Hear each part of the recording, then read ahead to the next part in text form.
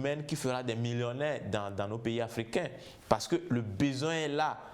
Tout le monde a besoin de l'électricité. Et moi, je dis, d'ici peu, dans chaque maison presque, tout le monde va vouloir produire son énergie à la maison. Et qui sont ceux-là qui vont faire les installations? Qui sont ceux-là qui vont accompagner ces demandeurs de services-là? Ce sont des techniciens. Du coup, M. Condor, le besoin est là, lié aux énergies renouvelables. Oui, M. Achille Cloutier, il a dit que le besoin d'avoir des spécialistes en énergie renouvelable se fait sentir et se fera encore sentir sur le terrain par l'avenir. Vous confirmez cela? Je confirme bien évidemment parce que c'est un secteur porteur d'avenir dans lequel l'apprenant peut embrasser, même avec les yeux fermés, il va arriver à bon port parce que les résultats sont déjà là. Ce sont plusieurs formés et à la fin, ils ont leur propre entreprise, sont employés dans des grosses structures qui œuvrent dans le domaine des énergies renouvelables, en particulier l'énergie solaire. Et c'est aussi les résultats de ces apprenants aussi qui augmentent indirectement le taux d'électrification dans nos chers pays. C'est une urgence pour les jeunes d'embrasser ce secteur d'avenir. Oui, d'embrasser ce secteur d'avenir, vous avez bien dit, mais aujourd'hui, Dieu merci que nous sommes dans cette émission Idées, vous le dites. Supposons que ceux-là qui sont à des endroits où ils n'ont pas accès à cette émission, comment vous pensez qu'il faut alors sensibiliser la population pour qu'elle puisse embrasser ce secteur, pour qu'il soit vraiment, comme vous l'avez dit, un secteur d'avenir? C'est à eux de retourner avec ces compétences et faire la promotion, faire la vulgarisation, que c'est possible, que c'est vrai, qu'à base du solaire, vous pouvez avoir de l'énergie, ainsi de suite. Parce que l'énergie, c'est visible. Et quand vous le faites bien, bon, on le voit. Quand vous ne le faites pas bien aussi, ça, on le voit.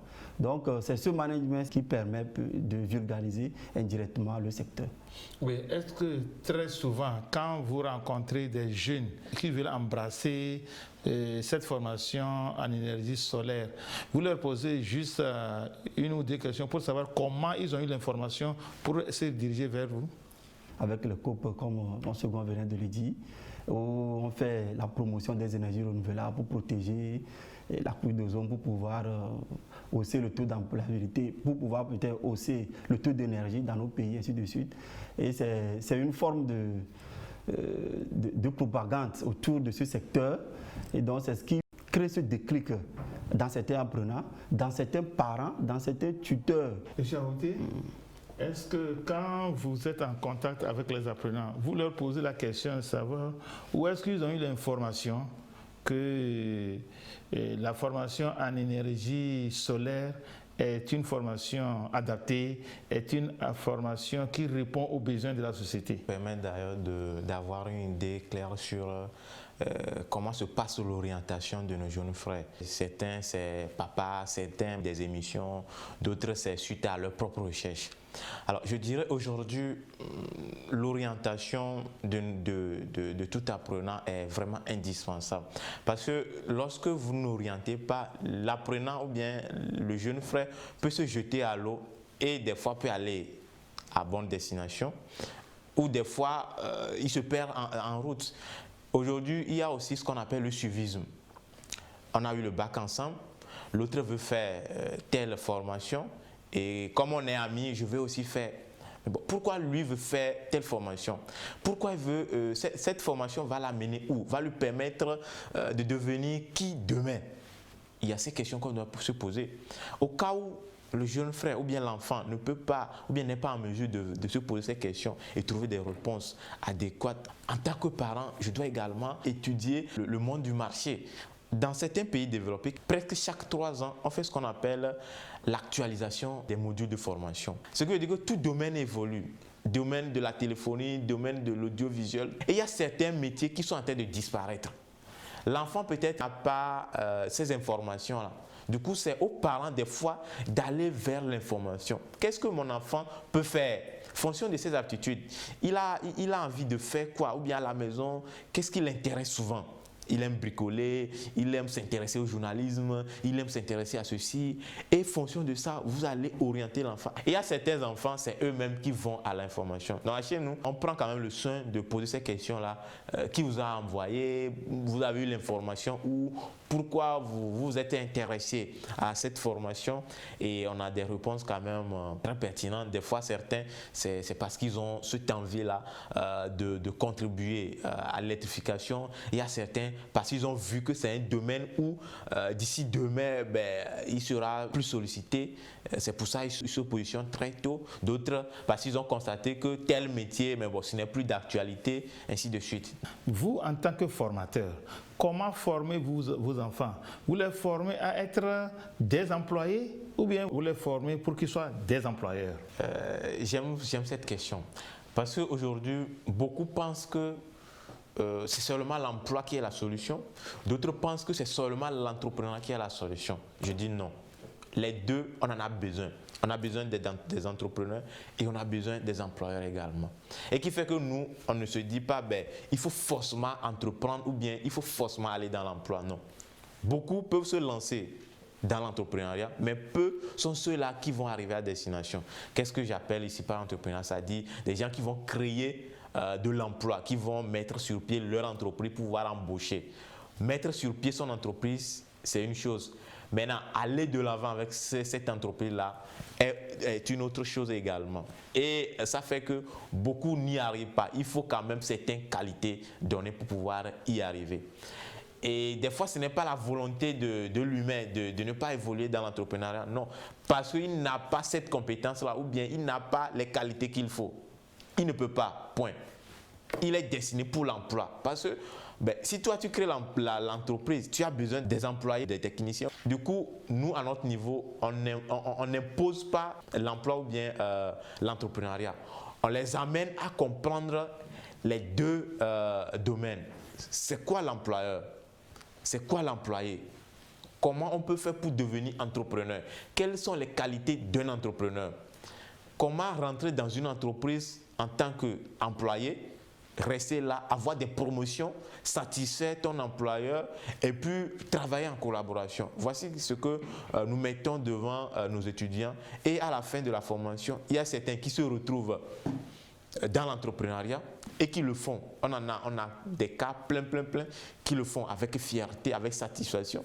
Et il y a d'autres qui se retrouvent dans des entreprises qui sont bien payées, qui travaillent bien avec satisfaction, avec abnégation, détermination. Et les deux, tout le monde s'en sort. Donc on n'impose pas, vous devez forcément faire dans l'entrepreneuriat, vous devez forcément faire dans l'emploi. Non. Nous avons fait un petit tour sur le terrain. Nous avons rencontré des jeunes après différentes formations. Nous avons rencontré ceux-là qui aussi ont suivi des formations en énergie solaire. On va les écouter et voir ce qu'ils sont en train de faire sur le terrain. Sont-ils satisfaits de ce qu'ils sont en train de faire? Sont-ils en train d'apporter des solutions aux problèmes que rencontrent leurs voisins? Nous allons les écouter.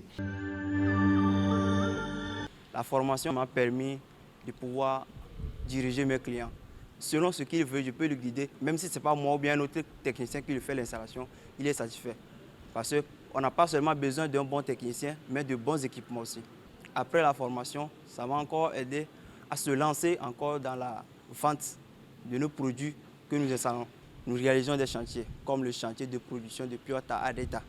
Nous avions réalisé là-bas 24 panneaux de 400 watts, 16 batteries 150 avec 2 onduleurs de 5 kVA et qui permettent aux clients de pouvoir démarrer, alimenter ces pompes immergées, les suppresseurs, les filtres électriques, les coyots et même le système d'éclairage de toute l'entreprise. Et l'entreprise fonctionnait à 100% sur le soleil. Et en dehors de ça, ce même client, quand il était satisfait de ce que nous lui avions fait sur le site, il nous a confié sa maison même à Davier ici à alimenter, que nous avions encore mis 12 panneaux de 400 watts là-bas, avec 2 batteries lithium de 5 kVA, 5 kWh, et puis 2 onduleurs encore là-bas. Et actuellement, sa maison aussi, c'est sur le soleil. Et il propose encore maintenant ramener l'entreprise de production de Piota dans sa maison.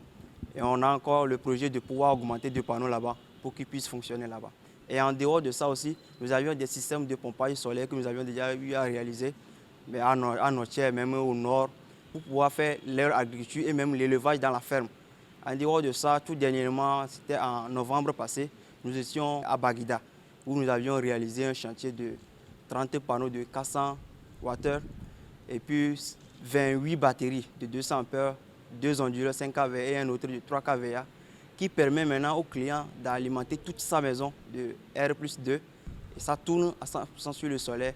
Et parfois, au cas où il y a trop de demandes qui est là, on a aussi la société dans la zone qui intervient pour pouvoir compléter le manquement qui est là.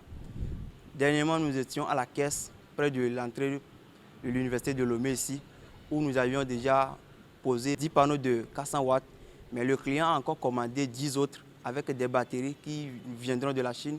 Et une fois les batteries seront là dans une durée de 1 ou 2 mois, nous allons passer pour pouvoir réaliser l'installation pour lui. Et là, il y aura aussi sa villa qui va fonctionner sur le solaire. Se former, c'est ce qu'il nous faut.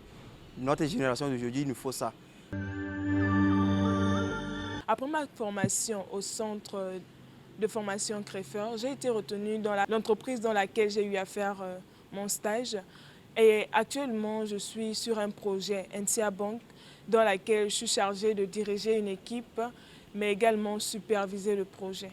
Crefeur m'a aidé dans ma façon de diriger déjà une équipe. Au cours de mon stage, j'ai appris le leadership, j'ai appris le management, mais également la discipline et la rigueur dans le travail. La différence entre quelqu'un qui a été formé et quelqu'un qui ne l'a pas été, c'est qu'il n'aura pas les bases. Il peut avoir appris quelque part, mais il n'a pas été formé. Il ne pourra pas donner un travail de qualité. Il ne pourra pas satisfaire le client. Parce qu'il arrive qu'il y ait des amateurs sur le terrain qui proposent des services à moindre coût, mais qui après, le client se retrouvera avec un travail mal fait. Alors, le centre dans lequel j'ai exercé nous apprend à donner un travail de qualité. La formation m'a aidé à comprendre d'abord ce qu'on appelle les notions de base de l'électricité jusqu'à la fin. Ça m'a permis de gagner une activité à faire dans la vie. J'ai été jugé par mes comportements sur les chantiers, mes heures d'arrivée, mes heures de départ, l'esprit de travail en équipe avec eux, tout le temps, sans distinction des jours de férié ni les week-ends. À chaque moment qu'on a besoin de moi, je suis présent sur les chantiers. Merci pour ces jeux. Merci pour leur bravoure et leur dynamisme. À présent, M. Achille Cloutier, quand M. Aouté parlait de double formation à la sortie, on peut être un employé comme on peut aussi être un employeur. Vous qui faites un effort pour mettre le contenu des curricula, qu'est-ce que vous mettez pour permettre à un formé qui va être un employé, qu'est-ce que vous mettez dans le contenu pour que quand il sort de sa formation, qu'il devient recherché et qu'il devient compétent sur le terrain? C'est la satisfaction totale, c'est la finalité que nous visons. La finalité là, c'est d'apporter la joie qu'il faut, la joie de servir la nation, la joie de servir les autres. C'est ce qui nous procure le plus. Et généralement, quand nous parlons d'employés, bon, lors de nos sessions de cours avec nos étudiants, la plupart disent que moi je ne veux pas travailler pour quelqu'un. C'est vrai, même nous les rassurons que ne pas travailler pour quelqu'un aussi, c'est une étape. Ça y est, vous travaillez pour quelqu'un et c'est une étape pour vous pour pouvoir aboutir à tel endroit. Donc on le dit comme ça, ils se retrouvent très bien. Donc ils finissent, ceux qui ne veulent pas encore se jeter à l'eau immédiatement pour pouvoir entreprendre, ils passent par l'emploi. L'emploi, il suffit des objectifs. Je vais faire telle année, 10 ans, 15 ans, ou bien tard, je vais faire telle année. Il suffit des objectifs personnels. Et qu'après ça, ils se lancent également dans leur entrepreneuriat. Ou d'autres, carrément, ils font leur carrière dans ça. Donc, c'est tout un ensemble de tout. Généralement, nous parlons de tronc commun. Nous les expliquons, comme M. Aouté venait de le dire, le bien fondé de l'entrepreneuriat, le bien fondé d'être employé quelque part et comment s'y prendre pour pouvoir être vraiment utile pour ton employeur et apporter un plus également pour sa société. Monsieur Aouté, formateur, est-ce que lorsque vous regardez dans les rétroviseurs pour voir ce que sont devenus vos anciens formés en énergie renouvelable, êtes-vous content ou vous vous reprochez quelque chose? C'est la satisfaction totale et c'est ce qui nous permet d'ailleurs de continuer la marche avec les autres qui veulent s'offrir ce métier-là. Aujourd'hui, lorsqu'on parle des métiers autour des énergies, c'est comme un mécanicien. Un mécanicien 2 roues, bien un mécanicien 4 roues qui a son atelier, il y aura toujours un véhicule qui va venir. Maintenant, un véhicule va venir parce qu'il sert bien la population, parce qu'il fait bien son travail. Et le monde des métiers des énergies, c'est la même chose. Aujourd'hui, chaque année presque, les terrains prennent de la valeur. Pourquoi les terrains prennent de la valeur? Parce que les gens construisent. Quand on construit, on a besoin de quoi? On a besoin des techniciens pour travailler dedans. Et nous, c'est ces techniciens-là que nous formons. Ce qui veut dire que le marché est là ou bien le besoin est là. Il suffit d'avoir une compétence et puis tu vas t'exercer. Et les former aujourd'hui, vous allez voir certains qui sont devenus des entrepreneurs qui ont leur propre entreprise au métier des énergies. Il y a d'autres qui sont employés dans des entreprises et ils font la fierté de leur famille. Et ils sont fiers de pouvoir suivre cette formation-là liée aux énergies renouvelables. Alors, dire qu'il n'y a pas satisfaction, si seulement si peut-être il n'y a pas ce besoin sur le marché. Mais il y a le besoin. Du coup, il y a une adéquation totale. C'est ça qui permet à nos apprenants qu'à la fin de leur formation, ils ont toujours à faire. Soit tu es dans une entreprise, soit tu es entrepreneur. Oui, monsieur Aouté, si l'occasion vous est donnée d'interpeller les jeunes à choisir une formation, par rapport à ce que vous êtes en train de dire, qu'en regardant dans le rétroviseur, le bilan est satisfaisant, que direz-vous aux jeunes? Moi, je dirais à tous ces jeunes-là qui nous regardent aujourd'hui qu'avant de s'orienter vers une formation, il faut se poser la question. Et la première question qu'il faut se poser, pourquoi je veux suivre cette formation? Est-ce que le monde du marché a besoin de cette compétence? Alors, si le monde du marché a besoin de cette compétence, à quel niveau? Parce qu'il peut avoir le besoin.